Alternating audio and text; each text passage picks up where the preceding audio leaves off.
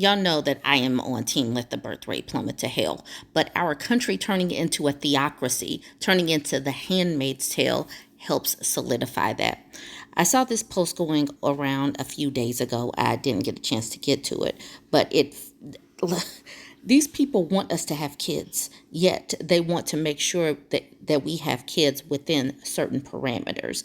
Being married is one of them, and not everybody is going to be married. So this is what they got going on in Tennessee. A Tennessee woman said she was denied prenatal care for being unmarried under this newly signed act. What to know? A Tennessee woman has said she was denied prenatal care by her physician due to being unmarried. During a town hall in Jonesboro, Tennessee, a woman who requested anonymity out of fear of retaliation shared that her doctor objected to her marital status despite having been with her partner for 15 years. She said the doctor refused to treat her, citing the Medical Ethics Defense Act and stating that it goes against their Christian values. The woman's story was first reported by Rachel Wells for Tennessee Repro News, a Substack publication focusing on termination and reproductive rights in Tennessee. I'm lucky enough to live in a part of the state where I can seek care across state lines, and that's what I'm doing, traveling to Virginia for my prenatal care, scared out of my mind that I will go into labor and have to deliver in this state with a provider who feels that that child is more valuable than mine. Maybe you meant to say that child's life is more valuable than mine. She said her pregnancy is wanted and that she's also the mother of a 13-year-old whom she can't leave behind. Here's what to know about the act. What is the Medical Ethics Defense Act and what does it allow? The Medical Ethics Defense Act allows Tennessee healthcare providers, including individuals, institutions, and insurers, to refuse to participate in or pay for medical services that conflict with their personal or religious beliefs. The law does not apply to federally mandated care such as emergency services. It also ensures that providers cannot face legal or professional consequences for exercising this right and includes whistleblower protections. The act aims to safeguard providers' First Amendment rights and requires state agencies to promptly notify them of any complaints that could affect their licensure. Violations of the act can result in legal action and compensation for affected parties. When was this act introduced? Who sponsored the act? The act was filed for introduction on February 5th and was sponsored by Senator Pharrell Hale and Representative Brian Terry, a physician. On March 12th, Terry cited a nationwide physician shortage driven by burnt out and what he described as moral injury. He also warned of the risk posed by weaponizing reporting when complaints are filed against healthcare professionals for refusing to provide care they believe is harmful. Terry argued that the legislation would put Tennessee in a stronger position to recruit and retain physicians while empowering them to advocate for patients without compromising their ethical or moral beliefs. Erica Steinmiller Perdomo, an attorney with conservative legal advocacy group Alliance Defending Freedom, championed the act, stating it would protect healthcare professionals who refuse to participate in procedures such as voluntary terminations. The cornerstone of healthcare should be the patient-provider relationship. Patients and providers have rights. Providers should not give up their rights to best serve their patients, Terry said on March 25th. Patients need to know that our doctors are advocating for them with a clear conscience.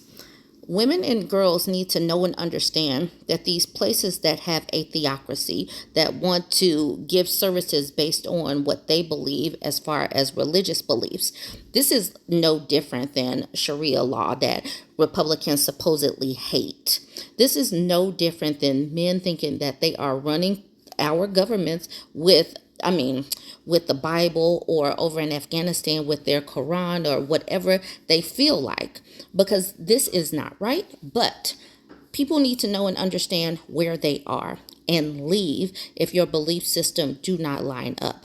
There needs to be a brain drain and an exodus of women and girls. Or if you just care about women and girls, you need to get out of these places and make it so that these red states, these ultra Christiany states, are led by and only have extra Christiany people. They don't want other people there, so leave. That was one of the reasons why I want the birth rate to plummet.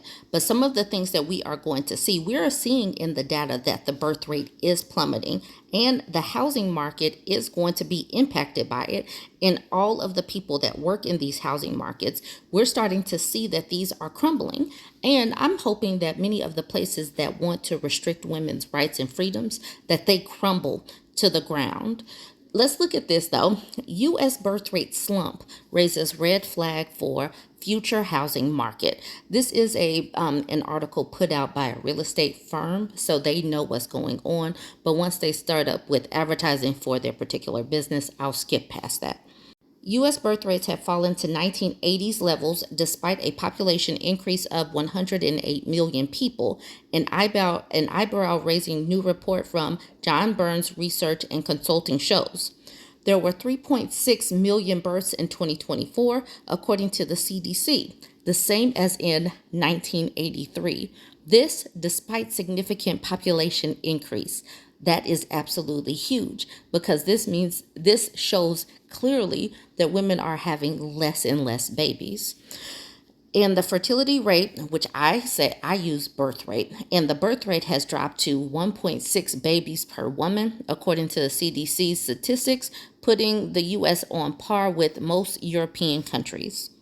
What low birth rates mean for housing trends, the most immediate effect will be fewer bedrooms needed for children, while the longer-term impact will be slower growth in potential renters and homebuyers.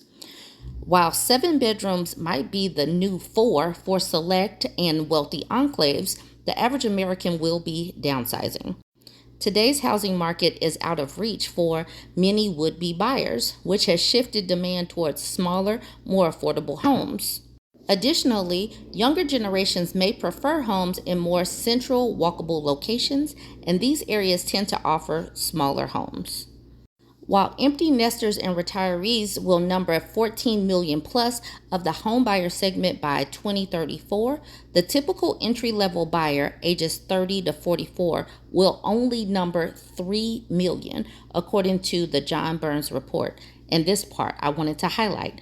Not only that, 73% of recent buyers did not have a child under the age of 18 in their home, the highest share recorded. And that might mean because people that have kids might not be flushed with extra money to be able to save up for a down payment because money is tight and kids are expensive. The National Association of Realtors Deputy Chief Economist Jessica Louts said that buyers with children are at an all-time low. They may not need that 3-bedroom, 2-bath home. They may really want a 2-bedroom, 1-bath home, and that's not necessarily the inventory that's out there. Additionally, the low birth rate will be a boon for landlords as more people rent and for much longer. Americans are waiting significantly longer to purchase homes.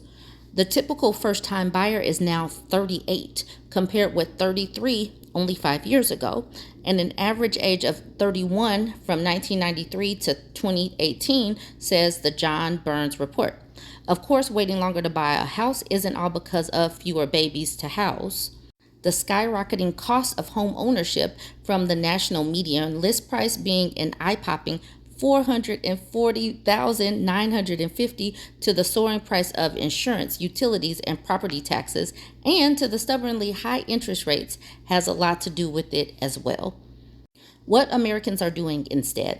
This delayed home ownership creates increased rental demands, with 72% of renters now age 30 or older, an all-time high. Renting is an increasingly favorable option, especially as buying a home remains prohibitively expensive. It is more affordable to rent than buy in the vast majority of the large U.S. metros, tipping the scale towards renting preference. Buyers who are in the market for homes are looking for smaller, older housing stock that will be more affordable and match more with their small family lifestyles. New construction tends to build larger. They build larger because they want to obviously get more profit, and people do not have the money to pay into the profit for those businesses. America is in its find out season. Women are having fewer babies, and there are certainly reasons why. And we're going to start to see the fallout. We're going to see the fallout in the real estate market. We're going to see the fallout in the schools. We're going to see smaller and smaller class sizes of people graduating. We're going to see people leave these red states. They're going to continue to get older. They are running out medical professionals. They are closing hospitals. There are going to be so many towns that will die simply because of how Americans have been treated. It's going to be interesting to watch, and I am following all of these stories that are highlighting how America is coming into that find out season. Stay tuned. Let me know what you think about all this. Like, comment, and share.